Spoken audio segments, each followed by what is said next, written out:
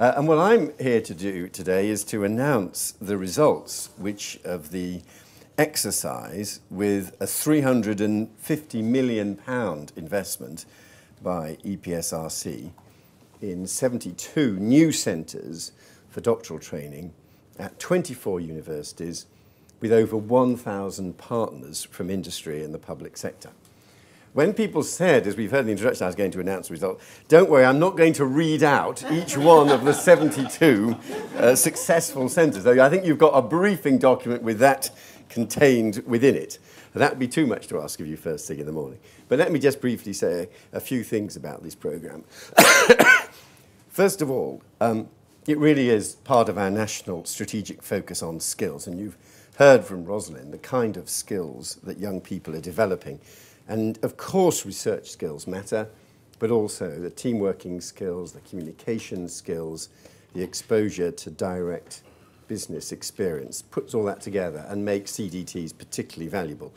And when we look as to what happens with people who've completed their CDT programme, it's very interesting. It's almost evenly balanced. 43% of the PhD cohort trained between 2009 and 2012 went directly into industry or the public sector, and 40% continued with a career in university research. So what we're announcing today is the outcome of a competition which EPSRC ran to refresh its CDT portfolio.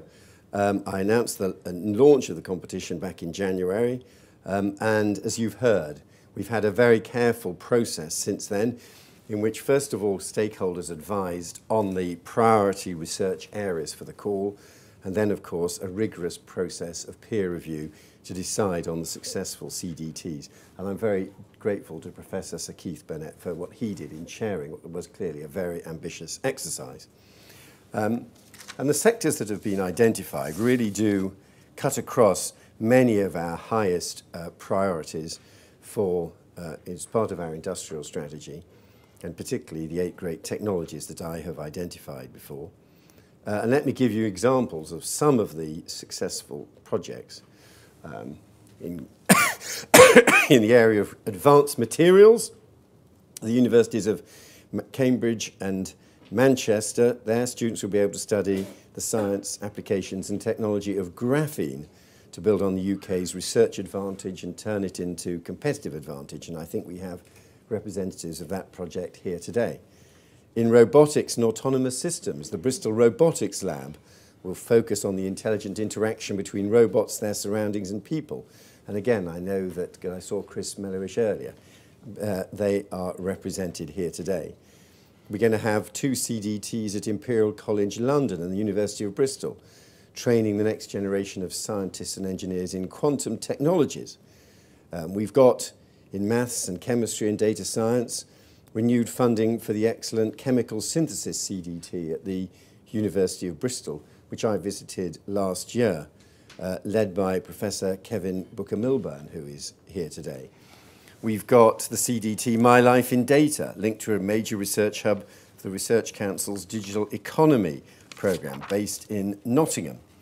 Lancaster University is creating a CDT for statistics and operational research to identify new challenges and catalyse innovation in mathematics, with partners coming from different sectors, including BT, and again represented here today. At University College, there's a centre focusing on science and engineering for arts, heritage and archaeology. And I know from recent evidence I had to give to the House of Lords Science Committee the importance of heritage science, and that's represented here today.